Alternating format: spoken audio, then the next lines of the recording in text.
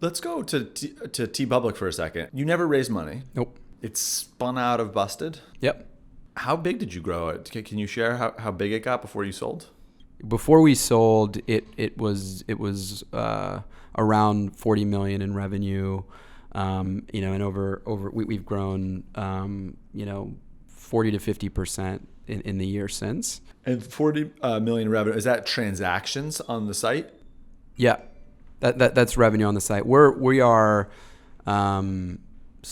unique as a marketplace because unlike an Amazon or an Etsy, we're producing all of the products. We're making everything. So our take rate, we're paying the artist roughly 20%. We're paying to manufacture the goods, but I mean if we do that revenue, I mean that's our revenue. We have costs obviously, but that's your revenue. Yeah. TeePublic, what does it stand for? Because it spun it out of Busted Tees, it started just as an experiment where we said, well, we have this brand Busted Tees, maybe we could build this platform to enable other, artists to build their own versions of Busted Tees. We had fairly low aspirations for how large this would scale. We thought if we could get it to the size of Busted Tees, that'd be kind of a cool way to grow the business. Busted Tees at that time was like a $5-6 million business. Yeah. The initial concept was, before we started using digital printing, which is the technology that really powers TeePublic today and allowed it to scale because it enables us to not have inventory, artists can upload anything and we only produce it when it is sold on demand digitally. But it didn't begin that way. It began with traditional models, inventory, screen printing, and the way that it would work is like somebody would upload a design, and if enough people sort of voted with their wallets, we would make it. That, sort of a crowdfunding model. And that's why it was called TeePublic, because it was like a democratized t-shirt thing. Then it morphed into something totally different, and it's really not a great name, particularly because we have like 75 different types of products on the site and home goods in different categories, and t-shirts is just a piece of it. But the business grew really quickly, and by the time we realized that the name was a bit myopic, it was sort of too late. What's next for you guys? I'd say there's sort of two big things. I mean, TeePublic is really it's scaling. It's continuing. I mean, it's one thing to grow 50 or 100% when you're a $5 million company. It's another thing to do it when you're a $50 million company. Yeah. And fortunately, we've been able to keep that growth going. So as a group, we sort of planted a flag in the ground and said, we want to build a unicorn together, and we're going to take this to $1 billion. And one of the primary ways that we're going to do this, aside from continuing to nurture a creative community who's really at the core of driving that, is that creative community has always been inspired by pop culture, television and movies and video games, and create artwork that is inspired by it. Which puts us at conflict historically with rights holders of that pop culture. And I would liken what is happening on our marketplace today as what was happening on Napster in the early 2000s. But this content wants to get out.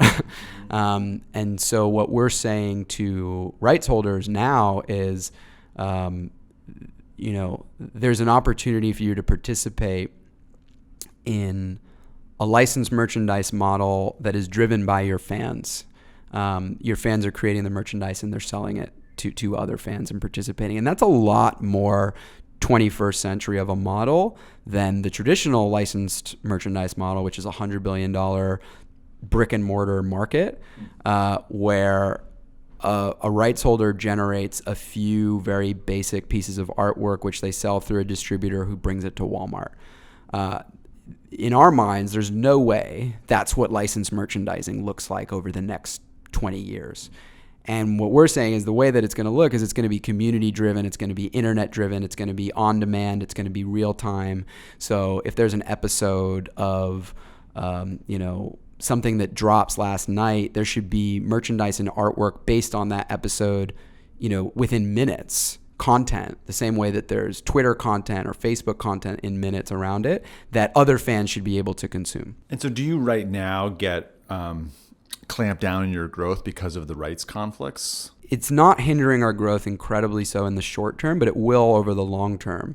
We're protected by the DMCA. It's how YouTube was able to grow and still exist. It's how Amazon is able to exist, which is that we're not responsible for what people upload to our platform unless a rights holder tells us about it, in which case we will take it down, which we do.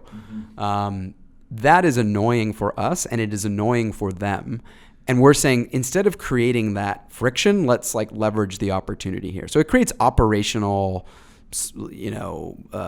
it costs us money. It doesn't really, because our community can move so much faster than lawyers can. It doesn't really hinder our growth. But we want to turn into like the bigger picture here. Which kind of TeePublic starts to feel like a good brand for that to me again. Exactly. It's like it's standing for this thing of like the public gets the public gets to decide. And the T-shirt is like the canonical place where that happens. Yes, and we do sell. I mean, T-shirts are our best-selling product, and historically, it's actually we've not really built a consumer brand out of TeePublic. We've really focused on the creator side, and we sort of stayed a bit agnostic as the platform, and we said, yeah, this is all about the creators. And that worked, but I think one of the reasons we weren't able to shape a more viable consumer brand is that we weren't able to lean into the reality of what we are, which is this platform where people are being inspired and leveraging the culture. With these partnerships, we're able to lean into it and say, yeah, that's what this is. That's what we are about. And I think we see a large opportunity. It's pretty, I mean, our parent company as well really has done no consumer branding. It's pretty rare to have businesses of our size. Yeah, how have you grown without the consumer brand side? Well, as a marketplace, we have engines for growth that are organic. That's why I started TeePublic in the first place. I had a brand in Busted Tees, direct-to-consumer brand, and we were doing really tight paid acquisition to grow it. But ultimately, unless we raised a bunch of money to do brand marketing, we knew that we weren't going to be able to like blow it out of the water, just, spending really efficiently on Facebook. Like it has its limits.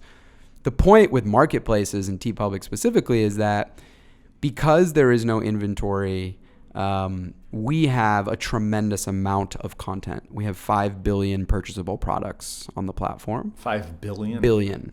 There's 5 billion things you could buy. Holy shit. That content, that means we're a content aggregator. Yeah. Google is a content aggregator. They aggregate websites. Amazon is a content aggregator. They aggregate every consumer product.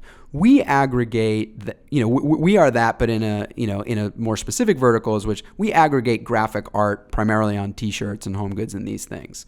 But we do it at an aggregators type scale. All of that content in one place drives traffic through organic search because Google says, oh, wow, if people are looking for XYZ, this site has it. If they're looking for ABC, they have that too. So we get a lot of organic search to the business, so we get free growth. And then two, because it's a marketplace, because it's a creator community, the creators are driving sales. So we were not responsible, and that was the point of that was the thesis of the business. We are not responsible for generating demand. The community is. That got us and Redbubble, our parent, to the points that we are at. But now we're saying, well, wouldn't it be cool if we built a brand as well? Moving towards 100, but what's the path to 500? Exactly. That's exciting. I think that, as I said, because of our relative size, we're about a third of the size of our parent company. That's pretty rare. Yeah. We're also profitable. And so we're driving, and we were profitable before they were.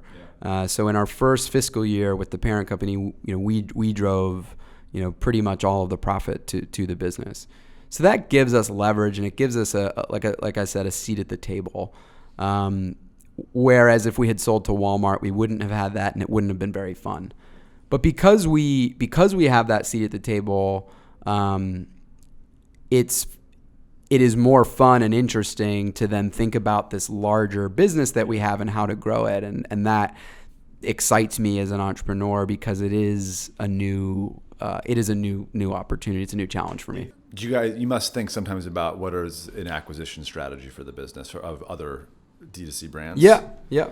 So if you were thinking about that, what would in today's world, What types of things would you be like, that's interesting? Yeah. And maybe broadly speaking, not even for your group, because forget the specifics of like your profile, but just what do you think is out there that's like, that's smart, that's compelling? For us to buy, or just generally? Just in general, what's on my mind as I ask is some things that we think about a lot when in talking with a potential partner is, what's your differentiator? Yeah. And that can exist in terms of the brand in the market. It can exist in terms of their ability to grow in a way that other people can't.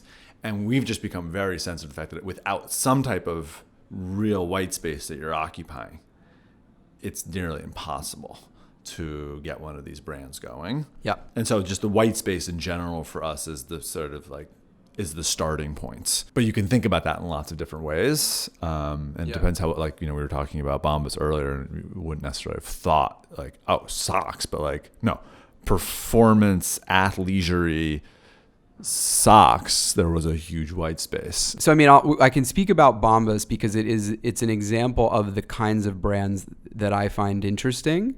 And the reasons to me are very concrete, and very few brands meet this criteria. And the rest I find completely uninteresting. And what Bombas had was, they were in a commodity space. And you can think of a couple of, mattresses is another, right? Casper, even eyeglasses was a sort of commoditized space where it's like, there's nobody really cares or knows like what these brands are, but it's a big market. Two, it's a particular product in the case of e-commerce. This is an area where I think Casper fails, the criteria. It's a particular product that has incredibly high gross margins.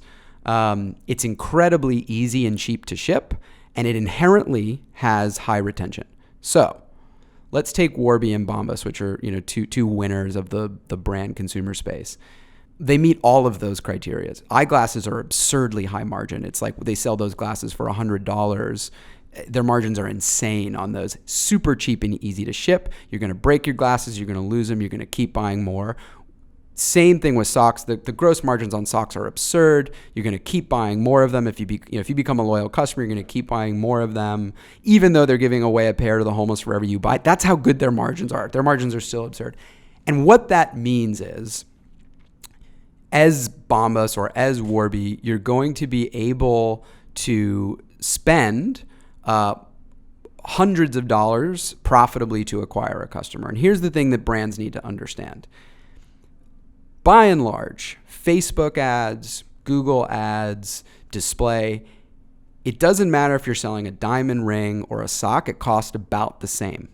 The variance, there's more variance in search. There's almost no variance in Facebook, depending on an impression on Facebook is an impression on Facebook.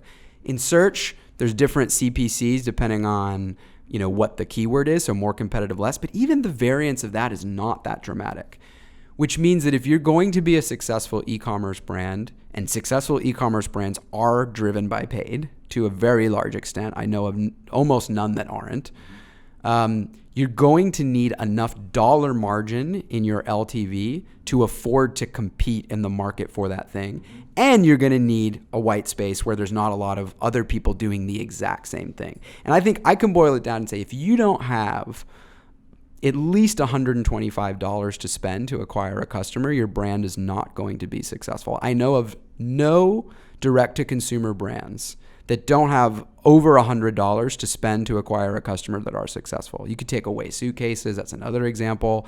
High dollar margin product, right? They sell, I can't remember what those suitcases cost, but it's like, $300-$400 or something, which leaves them, let's say even at 50% gross margins, a couple $100 to acquire a customer. Now they have a retention problem, but one space where I see that being a slightly different in terms of the price point required is undergarments, where the acquisition, there is repeat purchasing. Great retention, though. There's solid margins. Great margins. Yeah, it's interesting because it's like maybe over time you get to that acquisition threshold. Socks are cheap. The order value of the socks might be $40-$50. I'm just saying over time that they come back 4 times, which gives Bombas an LTV of $250, and then you're in the game. One thing that Dave said that I thought was interesting in terms of like, he was like, our sort of operating orientation was we want to be at least at break even or better on first purchase for paid acquisition. Yep. And we talked about how fuzzy people get with their LTV calculations. Yes. But there is a ton of repeat purchasing going on with socks, with underwear, lingerie, things like that. That's one of the issues also with Casper space. Let's say your first purchase allows you to spend $30, right? I'm not saying that there's not a business there. There is.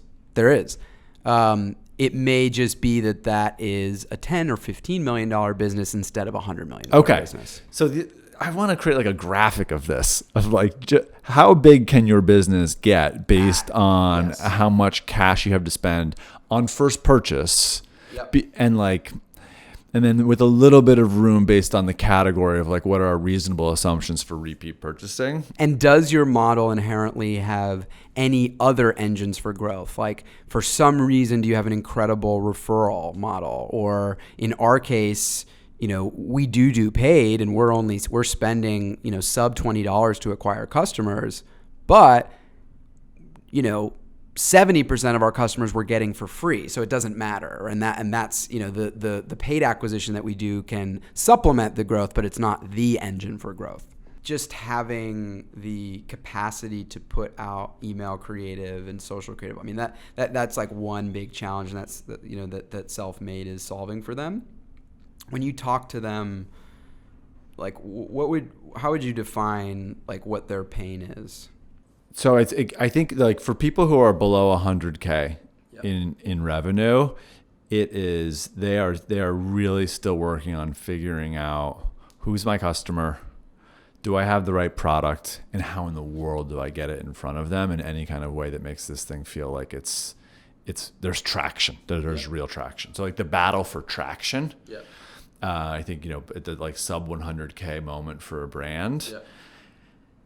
And it's the pain point is there are so many alluring possibilities about how to get traction. And everyone is sort of, every brand that you look at is in one way or another has some new incredibly compelling creative, or like the number of times I get like a product video from a brand that spends, at least 10, if not 40K developing this product video when just like figuring out how can I spend even $500 to do an acquisition test?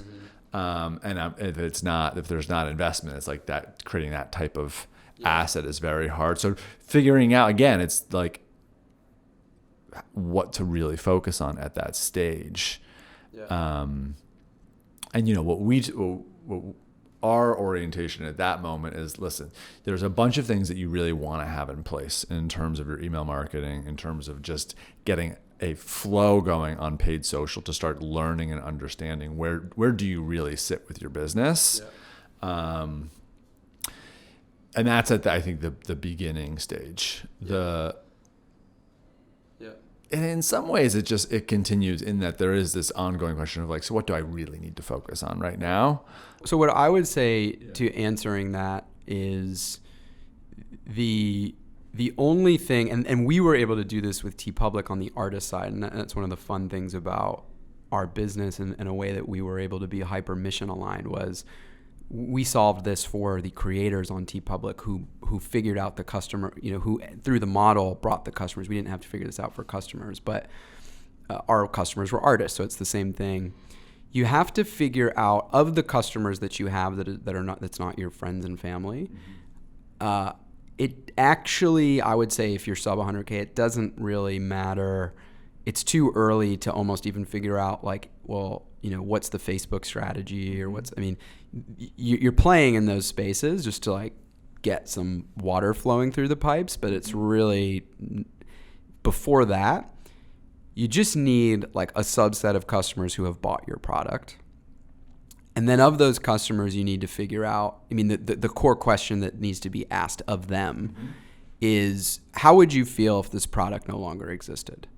And it's, wouldn't really care, neutral, somewhat disappointed, and like, I would be incredibly super disappointed and upset. I love this product. The only people you need to be talking to and thinking about are that group. That's it. That's it. For until you're at $1 million or a couple $1 million in revenue, that group takes you there. Everybody else doesn't matter. And the big thing that like you need to solve is when you say what you do or you say your thing, like people will be like, oh, that's cool. It's like, but would you really buy it and love it? Like love it. Not just neutral, like, yeah, I suppose if that product were in front of me, like, I guess I would use it. But I mean, would you really, and could you not live without it? That's what you need to define who those people are. And then it's about building a model around them, which is like, well, where do they live and how do I acquire people like that? Those are going to be the only people who you can acquire profitably. Everybody else is where your marketing spend is wasted. And so particularly sub $1 million, when every dollar unfortunately matters and you even care about blowing $500 or $1,000, then it has to be hyper focused on that market. We just had Nick Ling on from Pattern Brands. He was the CEO of Gin Lane, and we were talking about something similar. The way that he described it is, in the beginning, you have to find who are your believers, and then that will bring you to your buyers. Yeah. And it's similar to what you're describing of like, who are the people who are so passionate about this thing that it means something to them? Let's say we're talking to someone right now who's at this stage, $250K in revenue or $500K in revenue, and they're like, this sounds great. How do I really do that? Yep. How do I figure out who those people are? And then how do I develop a model of them and then an acquisition strategy to get more of them? So let's say that $250,000 of revenue is generated, by between 5 and 10,000 customers, 1,000 to 10,000 customers, something like that. If I had 5,000 customers, I would probably try to have phone conversations with, 200 to 500 of them. I would be surveying them, constantly. And I would be asking this question of every single person, a couple months after they bought from me. Like I would ask every single person, this question, like, how would you feel if we took this product out of your closet or your pantry and you were never able to use it again? I would ask that of everybody and start. And once I had my groups of like neutrality, I'd care a little bit, I'd care a lot. And I found out who cared a lot. I would, as the CEO, have a personal conversation with every single one of those people. Every single one. Who are believers? Yeah. You have to have a conversation, a personal conversation with every single one of those people. A. B. I would make sure that those people continue to have a 20 out of 10 Airbnb, 20 out of 10 experience on my platform. I would put all of my energy into making sure that they continued to be my believers and that what they got out of our product was like ridiculous and unscalable. And then I would go look at the people who cared somewhat. And I would say, what are my believers getting that these people aren't? And I would start developing marketing to ensure that new customers generally were getting what the believers got. And often what the believers are getting is some amount of understanding or some amount of value that just either inherently isn't going to be as high for other people. Like this product just happens to serve these people more than another group. And that's really important to know, because then you're like, okay, our target audience is X for real. That's it. People who it's runners, and it's not cyclists, it's runners, and it's runners all day. And we should be able to grow this business to $5 or $10 million before we think about diversifying our product set to cyclists. So because you find out it's runners, that changes the acquisition game. It changes everything. It changes your targeting on Facebook. It changes the keywords that you're bidding for on Google. It changes the way you're branding and what should be in the videos and who it's for. The death of a brand early is, well, it's mass market. It could be for anybody. Like, no, no way. That's awesome. I think that's, even as I'm listening to it and thinking how it applies to SelfMade, that has been the ongoing evolution of the business is finding that sweet spot where it's like, okay, we do it in terms of NPS. Sure. So how likely are you to recommend this to a friend? It's like, who are our 9s and 10s? What's the value that we're able to be providing to them? It's what's true about them. What's different about them. It's like, well, this is their revenue, or they tend to be in these types of entrepreneurship verticals, or they're like, you start building that profile so that you say, that's the sweet spot, like screw everybody else. Adam, what's been the most important lesson you've had to learn the hard way? As the CEO or the founder, there will come a time where the success of the business can no longer be predicated on you, and the success of the business will be determined by everybody else. And the job needs to be that you stop trying to be the engine, and you make everybody else the engine. And I think that is I think it's hard to do for entrepreneurs who, for let's say the first 4 or 5 years of the business, are the engine for growth. They are the hub. You are the thing that makes the wheel turn. But if it's going to get out of the startup phase into what you described as a company, that extraction process is really difficult, and you need to. It happened for me in 2017. I had to completely change what I was about. What I identified as being good at, and that included not doing things that I knew I could do better than the people who were doing them. And it included allowing things to fail that I could have probably made succeed, to empower a broader group of people to grow and learn and ultimately be able to drive the business. And that's, I think that step change is what allowed us to go from sort of, let's say, like we were early stage startup in 14 and 15, and then like middle in 16 and 17, and then sort of, matured in, to 18. And now, it was that shift. What do you do to sort of get inspired? I'd say there's like two columns. Like one column is sort of, closer to business, which is like, I love, hearing other people's stories. I love having conversations about other people's journeys. The work that I do as an advisor gives me access to that. My peer group gives me access to that. And that always gets my juices flowing. Just hearing, things that other people are doing. Like we don't do that, or I haven't thought of that, or that's not really part of my mix. So I'm pretty easy to be inspired just by hearing other people talk about that. The other is, I would say, personal growth and learning that has nothing to do with business at all. And that can come through the form of, learning about, one I would say specific case is thought a lot about, I've done some, learning about how ecosystems work, biological ecosystems work. And I like to read about that and apply it to business. I like to read about how artists work and what their process is, a sculptor, like what their process is, and be like, oh, like that's really cool how they do that. Like I'm going to apply it. And then, so I think that's like a different kind of learning that you can extract. And on a personal level, I have to create space. I have to meditate.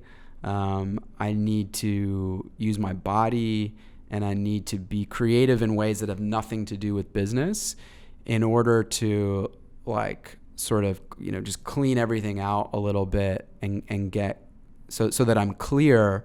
And usually the inspiration doesn't come out of those moments, but it sets me up to get inspired at another point. Do you meditate every day? I try to, but I don't. Okay. Good book for reading an artist whose like methodology inspired you. The one that's coming to mind is I read this biography on Bob Marley, who was incredibly process driven and disciplined. Yeah. I would say in the way that he had a rhythm for writing music that was like he did the same thing every single day, 7 days a week. He did the same thing every single day, pretty much, to get himself lathered up, like from the morning to the night into a creative space where like he could work. And I remember reading that his is, I've thought about it a lot since, because I've always it's not currently possible, but I've always wanted to start a company the way that he and many artists write music, which is like, you sort of go off into the woods away from everybody else, and the whole team is there living together, eating together, exercising together. And he really brought like the whole group into his process that way, which I thought was really appealing. Seeing is forgetting the name of the thing being seen. Did I tell you about this?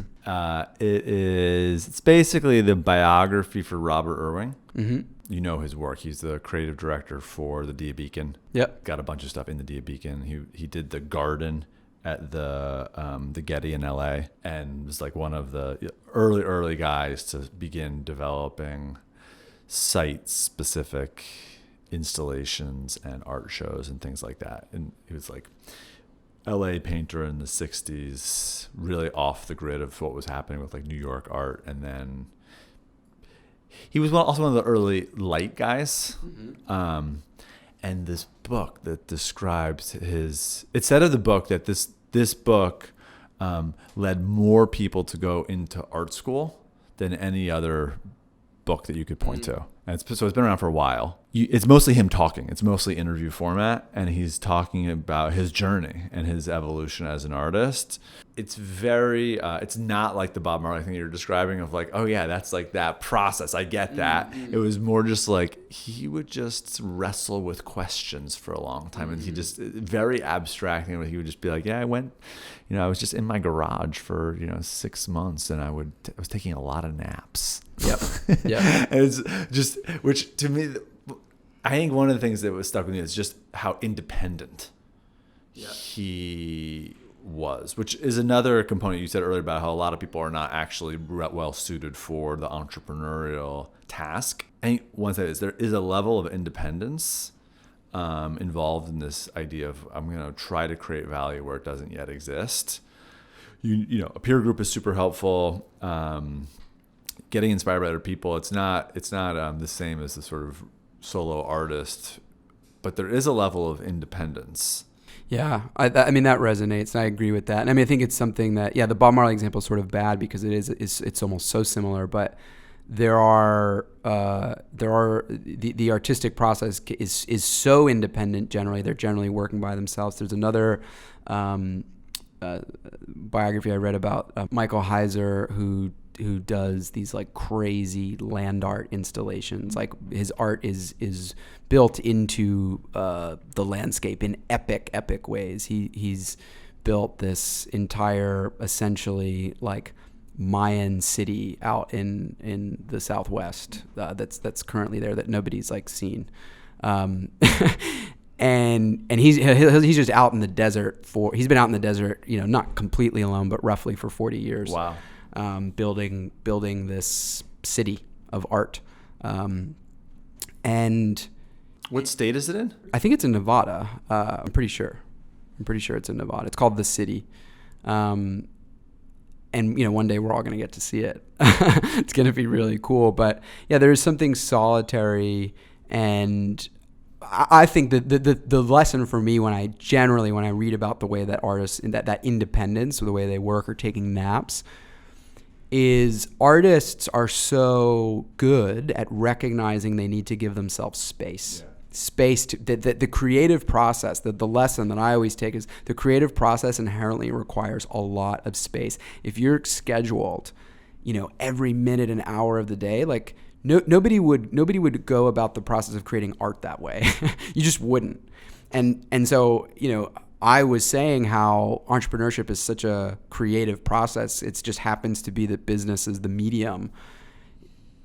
Then that space has to be creative the way that space for an artist is created, where you're just like, I'm just going to be with myself for a little while and see what generates. We call that, in a sort of very functional, tactical way at TeePublic, one of the books that we'll have people read is Deep Work.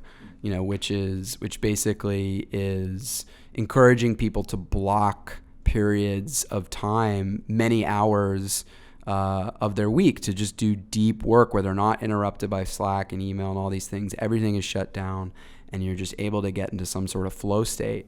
But I think you're right. I mean, those, I'll read that book. There are a few instances of success that you can point to where the grind becomes heroic. Yeah. And usually those are moments of intense product market fit. Yep. But most of my friends who I see running companies successfully or starting companies successfully do create this level of space that is, I think it's a reflection in part of, there's got to be a confidence in order to do that, because you're not doing in that space and you don't quite know what the result is going to be.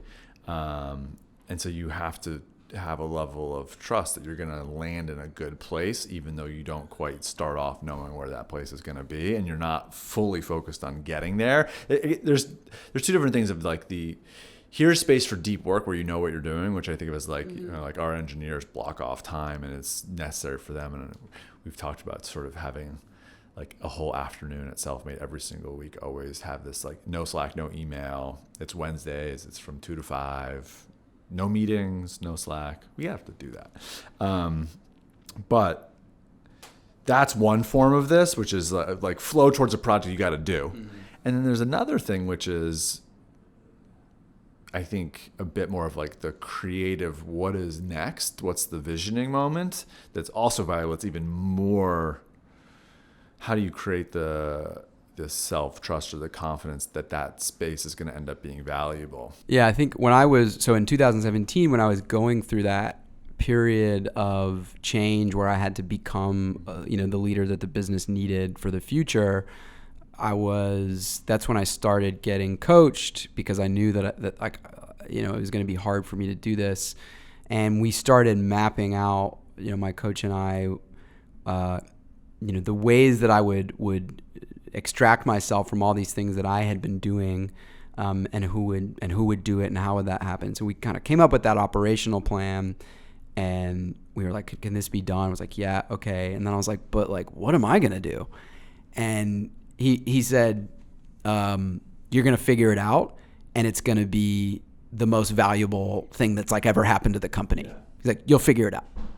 And I mean, and that's completely true. Like if it's your business, and whatever space you create for yourself, it will create value, because it's going to allow you to get to mental spaces that you're truly blocking yourself from. All of our big moves over the past year that have been really positive, they've usually come from me getting enough space to realize that we needed to make a change in order to get to where we were trying to get to, that was going to be uncomfortable. That was going to either be uncomfortable for the team or uncomfortable for some of our customers. It was going to require us making a change in who we were.